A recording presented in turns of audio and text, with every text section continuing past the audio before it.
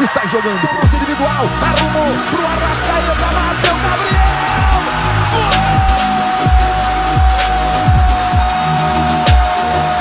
Sabe de quem?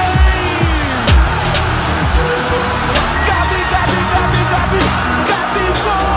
É o nome da emoção! Gabigol!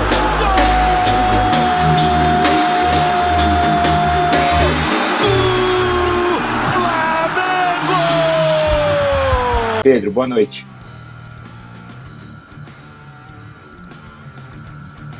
Center, Fábio, Marra, prazer falar com vocês mais uma vez. Ufa, aqui no Maracanã, o Flamengo conseguiu essa virada apertada sobre a Chapecoense, dá aquela respirada, né?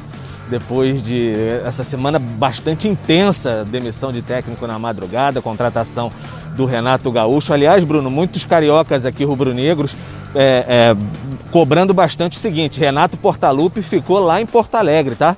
Agora aqui no Rio de Janeiro é Renato Gaúcho, não tem mais isso não. Então Renato a gente vai chamar de Renato Gaúcho aqui, como ele ficou conhecido aqui no Rio de Janeiro. Então ele chegou aqui no Maracanã, o novo técnico do Flamengo, acompanhado pelo vice de futebol Marcos Braz, também o presidente Rodolfo Landim, ficou em uma das cabines. Geralmente o presidente Rodolfo Landim e o vice de futebol Marcos Braz ficam mais lá embaixo nas arquibancadas, observando bem mais de pertinho, mas dessa vez eles ficaram ali em cima, em uma das cabines de rádio e televisão, observando no espaço mais reservado, conversando, observaram ali de cima a partida, sem contato assim mais próximo com o repórter, sem ser abordado de maneira mais direta, ficaram observando ali de cima a partida da equipe e por conta da chegada do Renato Gaúcho, a programação do Flamengo nessa segunda-feira, até a programação da viagem para o início das oitavas de final da Libertadores, ela foi modificada. Inicialmente o Flamengo treinaria de manhã, na segunda-feira no Ninho do Urubu, e aí à tarde viajaria já para a Argentina,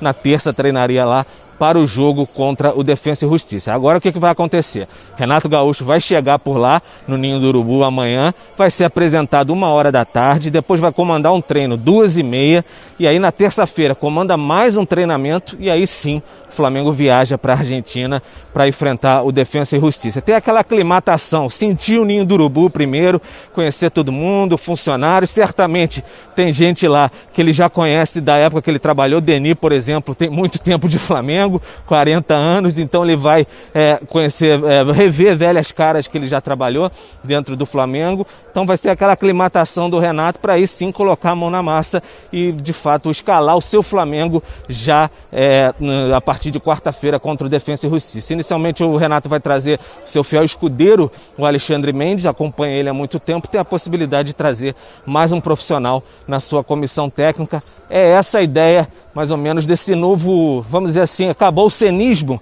agora temos o renatismo, que vai começar no Flamengo a partir dessa segunda-feira. Hoje foi um momento de transição, né? O Maurício Souza fez essa transição aqui, e que bom para o Flamengo, que foi com uma vitória apertada, sofrida, mas veio a vitória por 2-1 de virada. Um Flamengo que foi bastante modificado até, Bruno.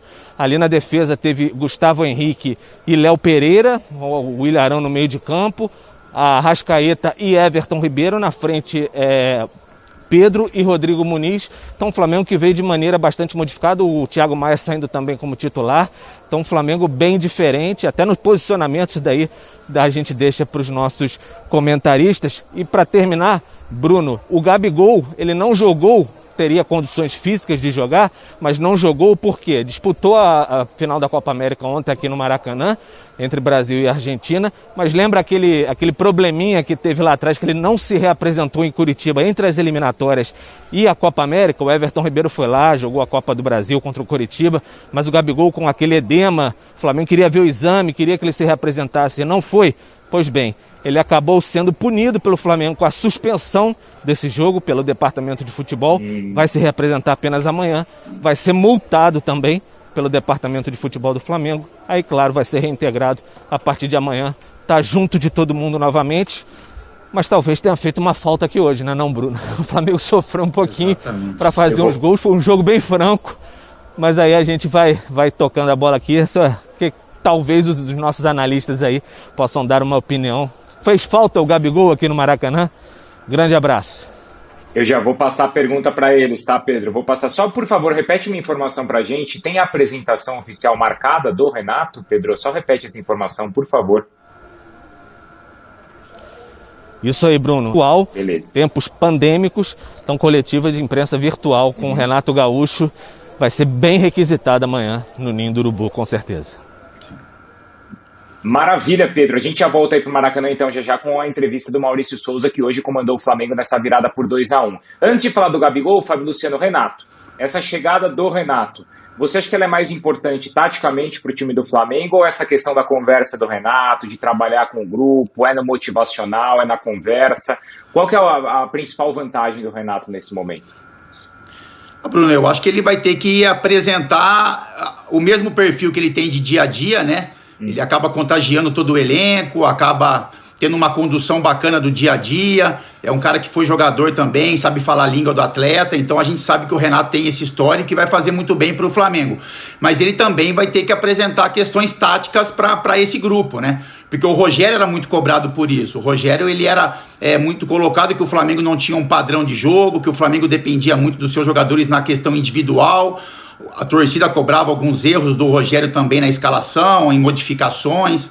Então o Renato também vai ter essa incumbência, né? Ele vai ter que apresentar um ótimo trabalho, seja dentro do vestiário, mas também no campo. Ele tem capacidade para isso. É um sonho que ele está realizando, né? Ele sempre falou, deixou muito claro essa situação, que um dia iria trabalhar no Flamengo, e essa chance chegou. Então a gente imagina um Renato Gaúcho muito motivado, muito interessado.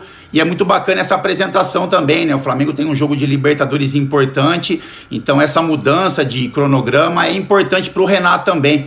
Ele fazer a sua apresentação, ser apresentado para os atletas, ter 1 ou 2 dias de trabalho, que é pouco tempo, mas para ele poder dar um pouquinho a cara dele, se apresentar a esses jogadores, e que na quarta-feira ele inicie com o pé direito o seu trabalho, fazendo o Flamengo ter uma grande apresentação na Argentina. Uhum. Você gostou da mudança, Marra? A mudança Rogério-Renato? Eu acho que precisava, e o Renato resolve rapidamente alguns problemas. Vamos lá, Bruno. O Renato, ele é capaz sim de unir vestiário, de criar uma relação melhor entre torcida, eu só ia falar arquibancada, mas não tem arquibancada, né? Exato. Torcida na rede social e jogadores, e clube, e instituição.